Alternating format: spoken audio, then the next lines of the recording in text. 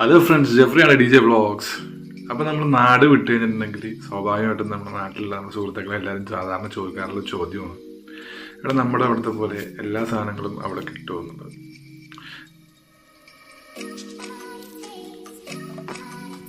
അപ്പോൾ നമ്മുടെ അവിടുത്തെ പോലെ എല്ലാ സാധനങ്ങളും ഇവിടെ കിട്ടും, ഇത്തിരി വില കൂടുതലാണെന്നുള്ള ഒറ്റ വ്യത്യാസം മാത്രമേ ഉള്ളൂ.